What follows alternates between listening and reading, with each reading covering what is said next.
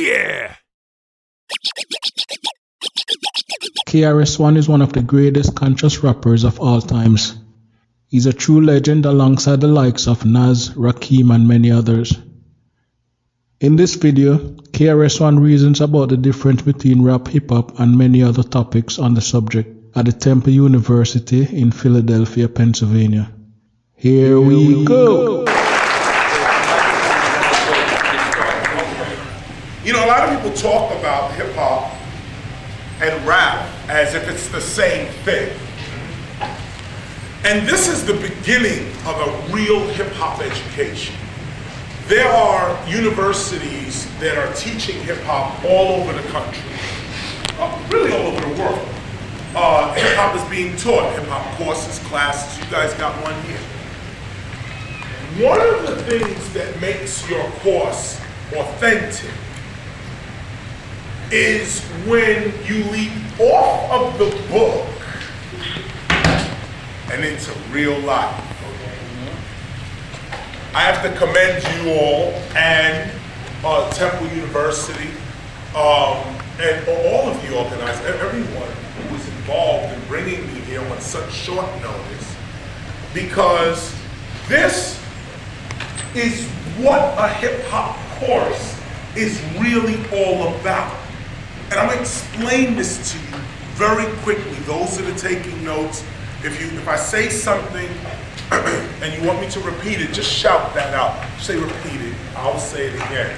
I'm gonna run through dates, addresses, times, names of people, and how this movement came to be what you are seeing. I'm gonna give you 34 years of history in about 20 minutes.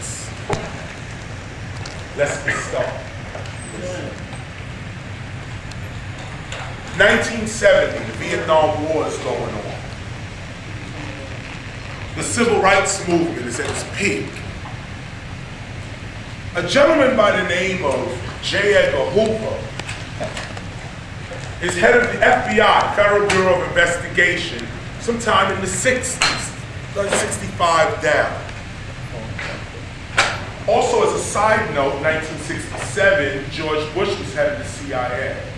Side note. In these late 60s, the FBI issued something called a counterintelligence program. The counterintelligence program was supposed to be the FBI's way of checking up on and breaking apart social organizations, women's groups, civil rights movement, what they believed the communists were, workers' rights movements, unions, this kind of thing. J. Edgar Hoover was out to destroy that. When he got to the black community, documented evidence, FBI records show and state that he was looking for, I'll quote, a black messiah. The FBI, with all their millions and all their technology, said that when it comes to the black community, what we are looking for is a black messiah. Those are the words, quote. They looked at Malcolm X, they looked at Martin Luther King, Kwame Ture, or then Stokely Carmichael. They're looking at all of these people rising up and they just start making plans to get rid of them. Not so much because these people were a threat to the United States, but because what they stood for inspired you. This is the real argument. The fake argument is Martin Luther King was killed because he was black. You know, they shot Malcolm because he was black. No. These things were calculated attempts, and even now, and I would say this now it's out that the government, as you do more and more history and more research comes up, you come to find out that the United States government is blamed for a lot of stuff they themselves did not do. That when you reach a level of power in this country, you could do stuff and blame it on the United States, blame it on the Justice Department, blame it on the Board of Education, when in fact, there are groups of people with interests contrary to yours. It's just that simple. Some are black, some are white, some are mixed, some are, and when I say mixed, I mean some groups acquire an Asian African connection. It ain't got nothing to do with whether I'm African or whether you Asian. I'm trading rice with you. I'm trading peanuts, corn, and other agricultural goods with you. I'm depending on you, you're depending on me, but we are manipulating the society for our good. This is a new paradigm in the civil rights struggle. Hip hop starts off in the Vietnam War, counterintelligence program, and trying to get rid of our mothers and fathers. We're born in that. This is where we start, right here. We're born in that. Our whole generation was labeled X. Generation X. The whole generation is X because we were doomed. 1970, heroin is on the streets everywhere. There's a scene in the Mario Van Peebles movie Black Panther where they actually show this documented fact that happened. They actually acted out. There was a scene where the mafia and the FBI gets together to discuss how they're going to put heroin in the black community. You should rent Black Panther, continue your hip hop studies. But anyway, this was real.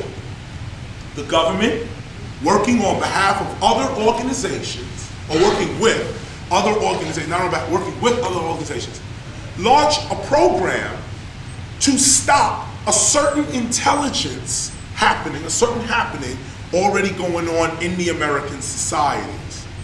The problem was their own shortcomings of racism and sexism. Sexism hit them first.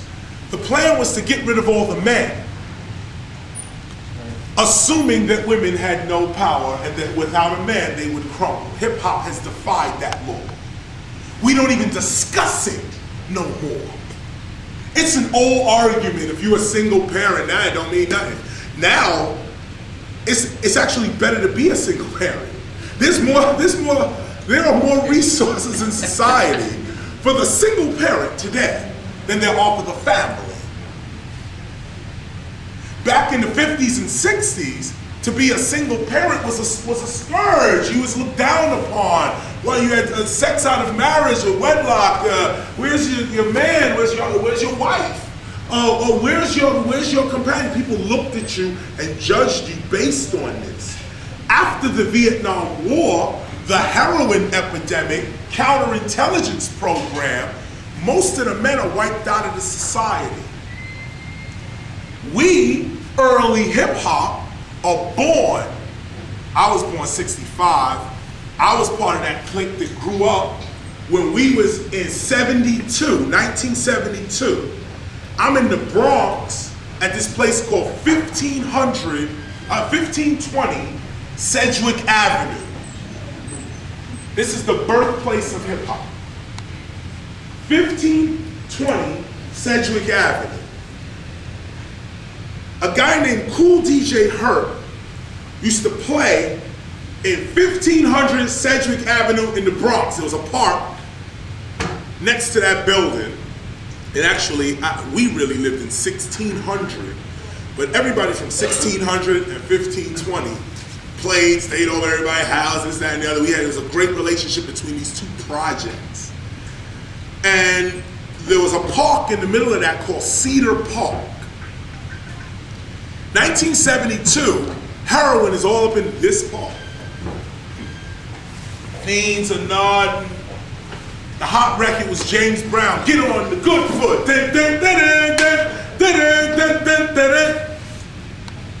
I'm 7 years old. Me and Siobhan Dean, who's now Rough Riders and all of them, we all used to live in the same building in 72. Had no idea who anybody was or what we would become. It was just that Cool Herc used to come outside and play music. Now, here's where it all begins. Heroin is everywhere. Everywhere, everywhere. Heroin is everywhere. Everywhere. It's not even like crack. Crack was controlled compared to heroin. Heroin was everywhere. Young kids were on it. Old people were on it. Mothers, everybody. Heroin epidemic of the United States. Somebody needs to do a book. Y'all should do the research and do a book on the heroin epidemic from about 1967 to 1977. That is an untold book, because if you ever write it, it's going to expose George Bush and the Reagan and Carter, all of them together. Our voice was never heard. When we watched on, others watched on television, Ronald Reagan said, we're going to do X, Y, and Z. The next day, it happened to us. If you want to see what life was like, if you want to see what life was like, hold on one second. Where's Malik at?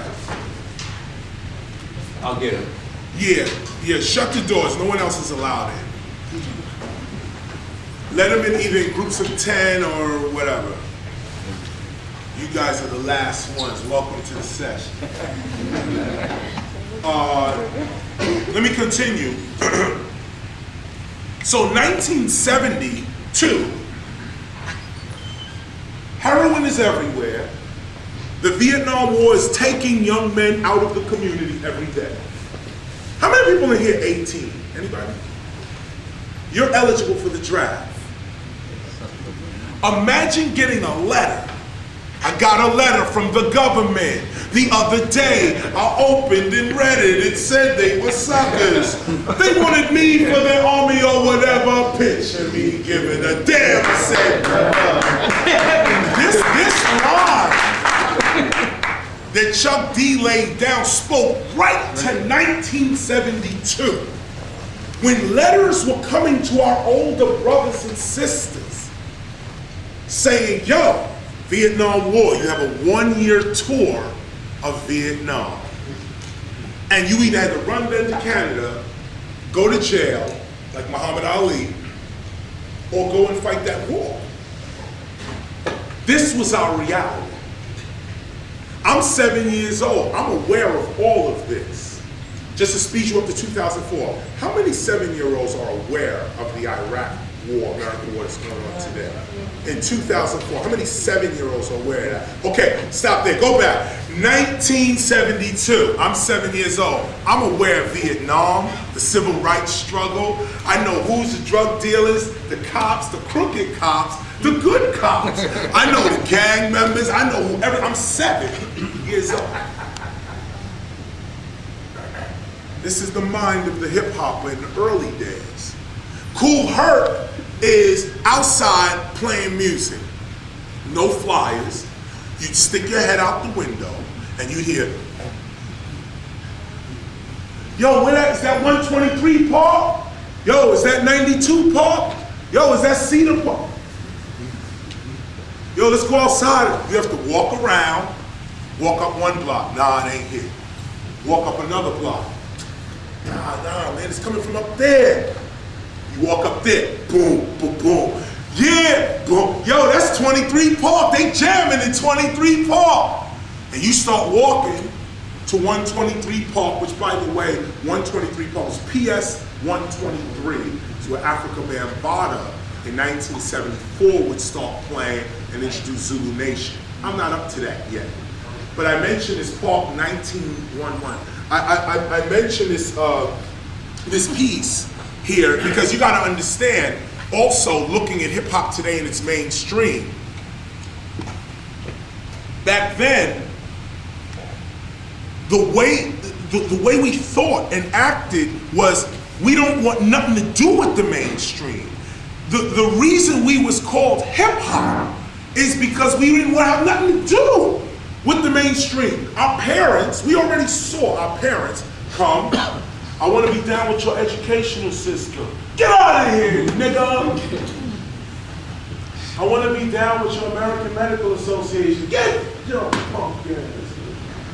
This is how our parents were getting treated. You know, I want to be down with the justice system. I want to be down. I want inclusion. It's the whole Martin Luther King argument. I want to be down with what you go. I want to be down. This is the civil rights argument on one side. I want to be down with you, America. Open the door and let me in. Malcolm X said, rethink the whole thing. Hip hop took that advice.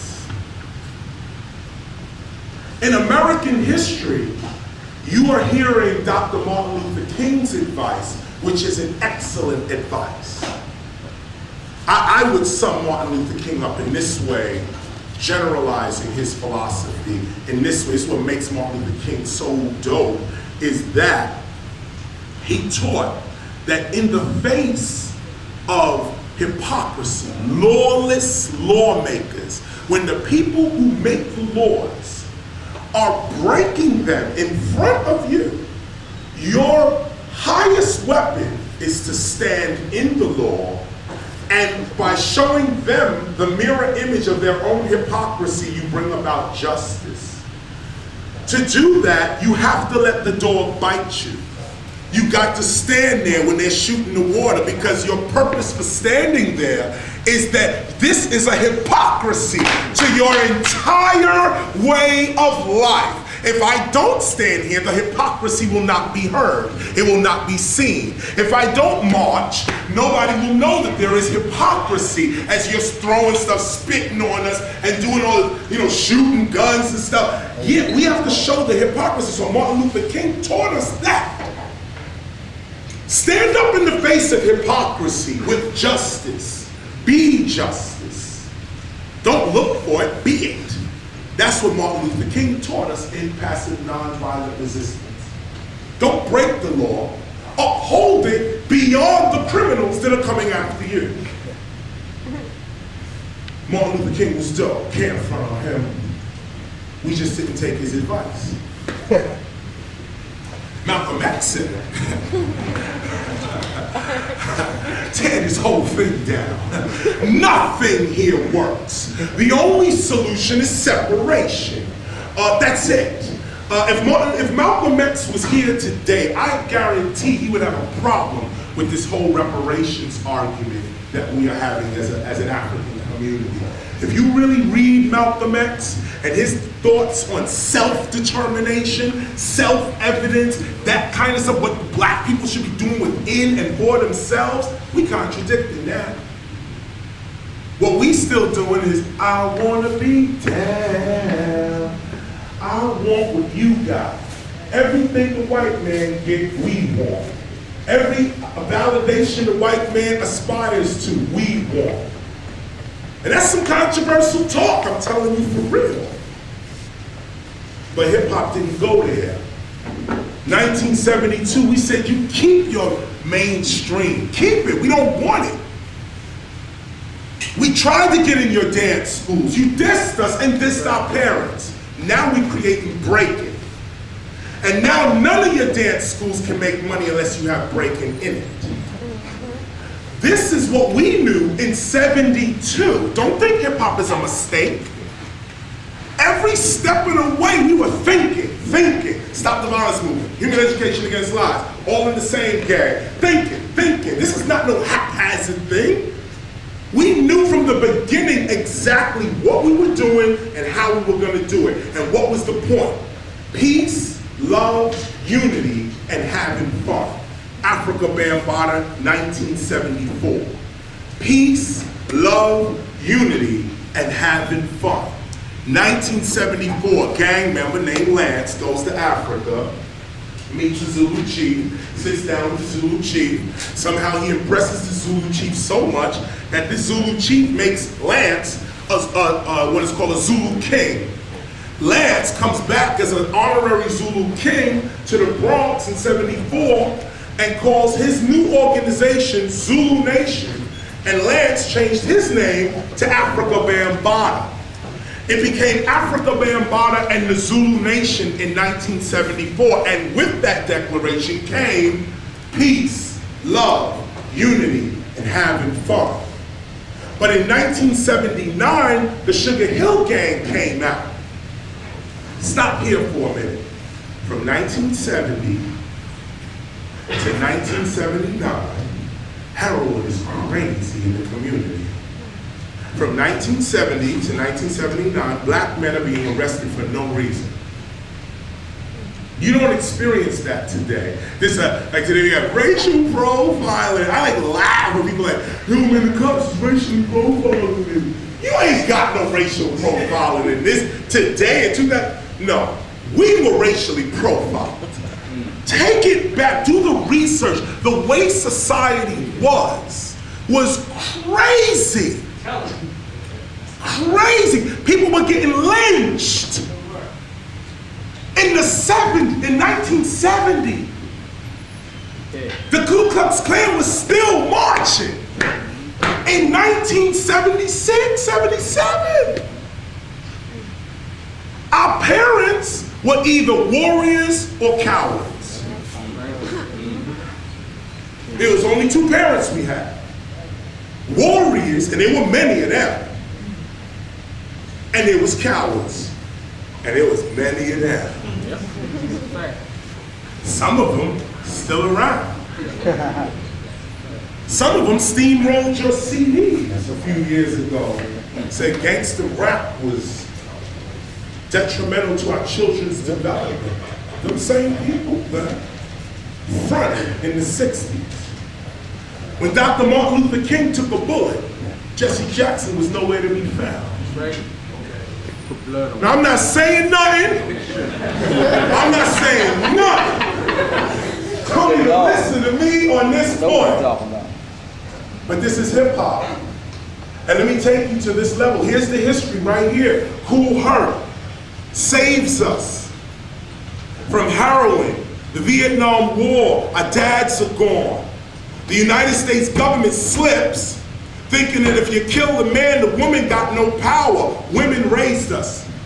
Most hip hoppers from my generation are raised by single moms. That gave us a whole different psychology. First of all, we had that feminine creative energy as men. Other men were playing with G.I. Joe. G.I. Joe, macho. I wear blue, not pink.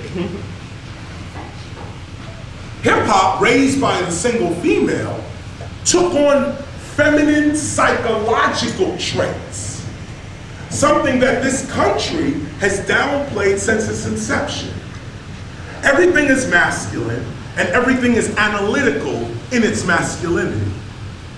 Creativity is a feminine attribute of the mind. Creativity. See, the plan backfired.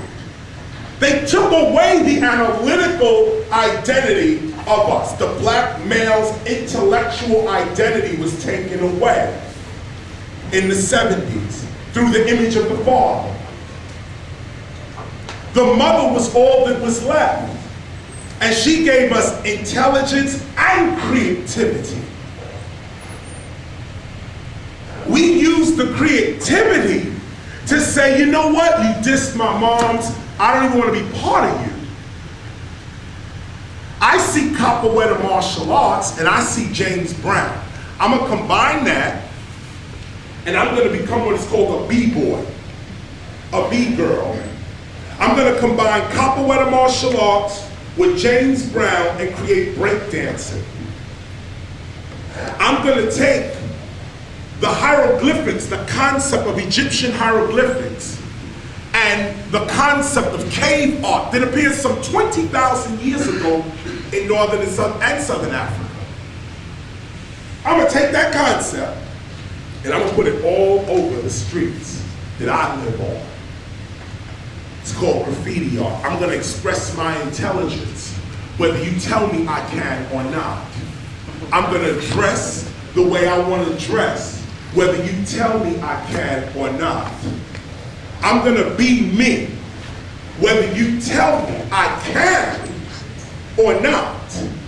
Our parents, most of them, were waiting to be told they can do this They can do that. It's okay to do that. It's okay to do that. You know what that argument is? She's the first black woman to win or something. That's stupid talk. Oh, you so articulate. That. Waiting for someone to validate you, for you to say, now I exist. Most college students, you guys go through this all the time with validation, as opposed to validating yourselves. In this instance, this is a hip hop parable here, and I'll get back to the history lesson. This year, when you go to your graduation, or whenever you get to your graduation, whenever you get to your graduation and you pick up your receipt, I mean your degree,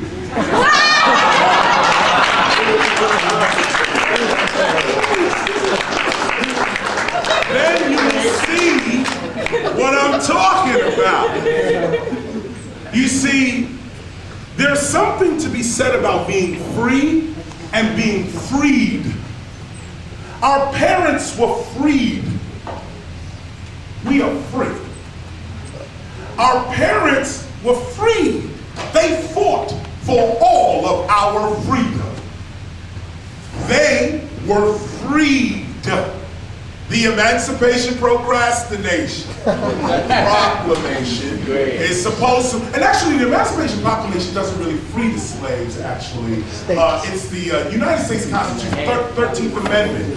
The 13th Amendment actually deals with slavery and abolishes it, or deals with it, I'll put it that way. Close that door for me, please, thank you. Come on, thank you. You know, I mention this because the difference between being free and being free is when you are free, self-creative, self-evident, you self-actualize. Free is, I can't move until I get this authorization. I'm not a business major until I get a business major's degree. I'm not a computer engineer until I get the computer engineer degree. I'm not a doctor really until I get the doctor's degree. Wrong! Hip hop looked at it the completely different way. We said, I am.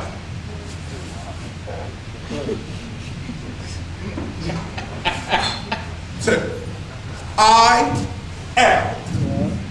I have no credentials, no validation, none. But here's the difference between me and you.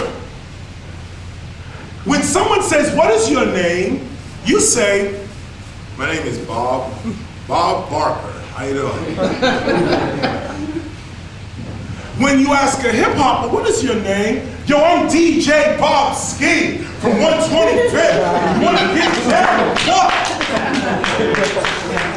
The difference in psychology is this. Yo, man, I'm just Bob Barker. That person is like that because they are connected to their, in other words, their well-being is connected to something outside of themselves. You get this low self-esteem when your well-being is connected to something outside of yourself. This is the beginning of poverty, right here. I want, meaning that I don't have.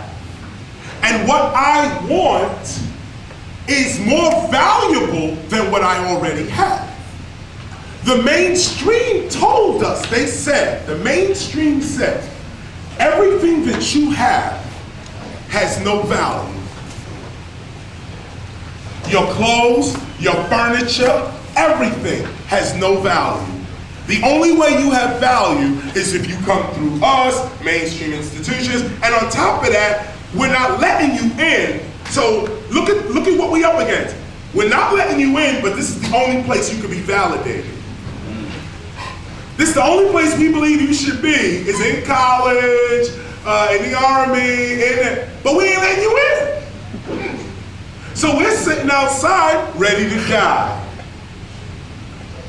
But we didn't. We said, because you're not letting us in, cool. Keep everything you got. We're gonna create our own thing over here, and you're not getting in this. This here we're creating. This was the attitude in '72. The attitude was, the record was, we got our own thing. Flash used to cut that up. We got our own thing. We got it.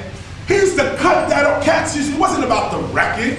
It was about that feeling of, yeah, we got our own thing. Dress different, man.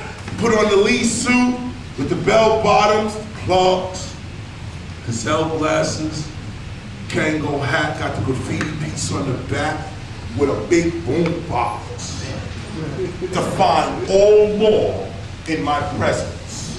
I'm blasting this box, ordering laws going crumble, doing sorts of peace, and whatever the order is that is oppressing me is now out of order. I have sound and light. Our boom boxes and our graffiti art taught the whole United States mainstream.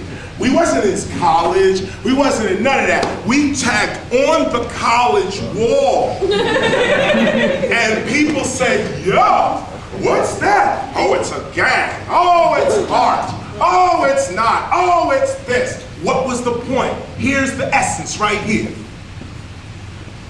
When it was time to say our name,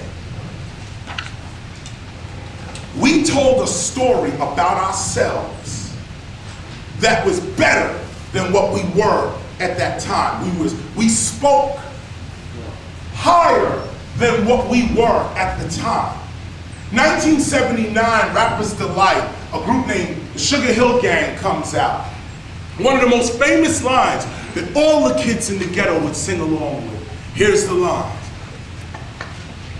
So after school, I take a dip in the pool, which is really off the wall.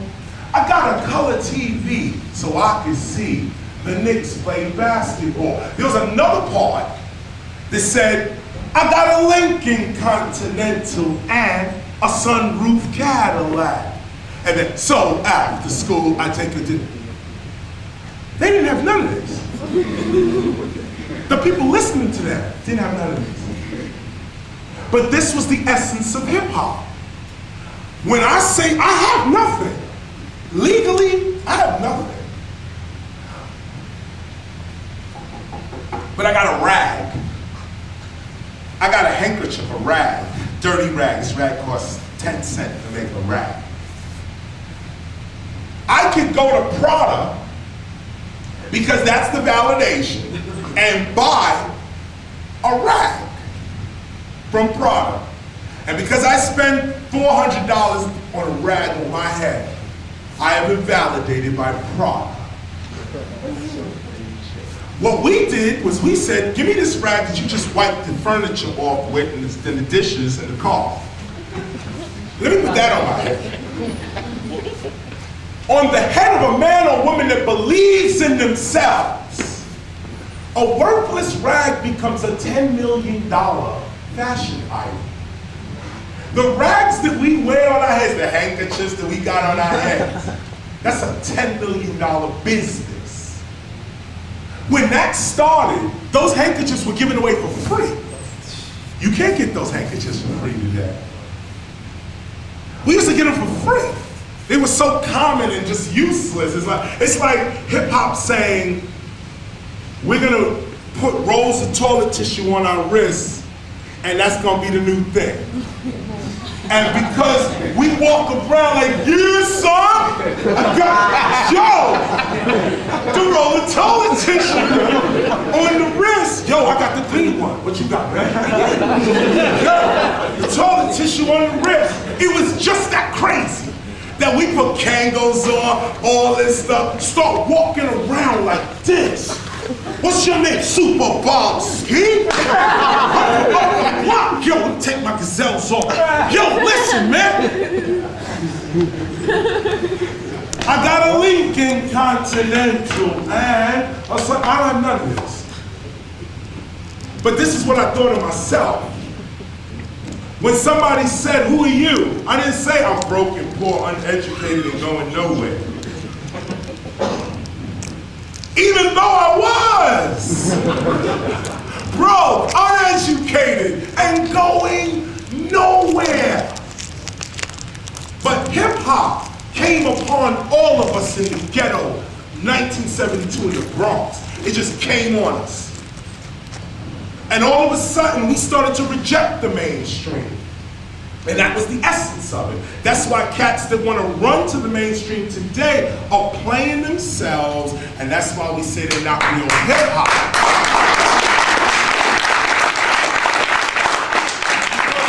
The original essence and concept of hip hop was create the parallel community. Create an entirely different community. We ain't hung up with racism, sexism, whether you're gay or straight, rich or poor, Jew, Christian, Muslim. Hip-hop ain't got them problems. And this is what Africa Bambaataa was dealing with. He put a record out in '82 called Planet Rock. Excuse me, teacher. Yes. Yes, indeed. He put out a record called Planet Rock that included all races of people.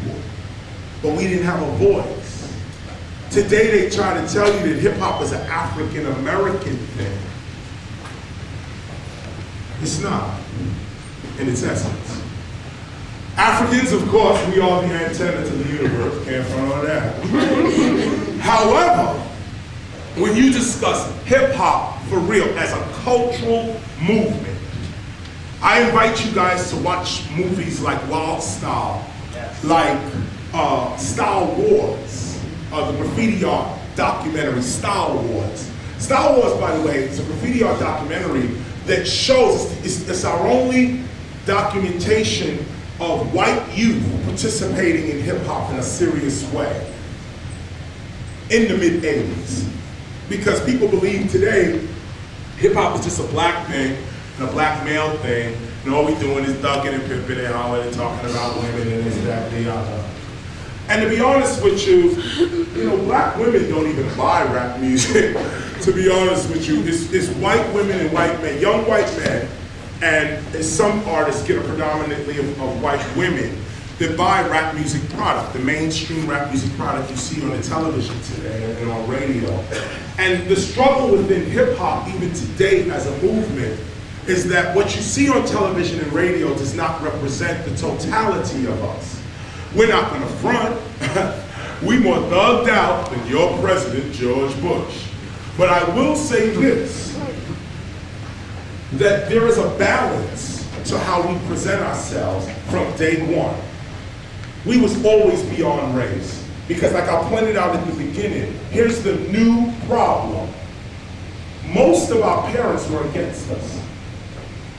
Imagine being black in the 70s, and before you even get out the door, your father or your mother or just your mother is on your back.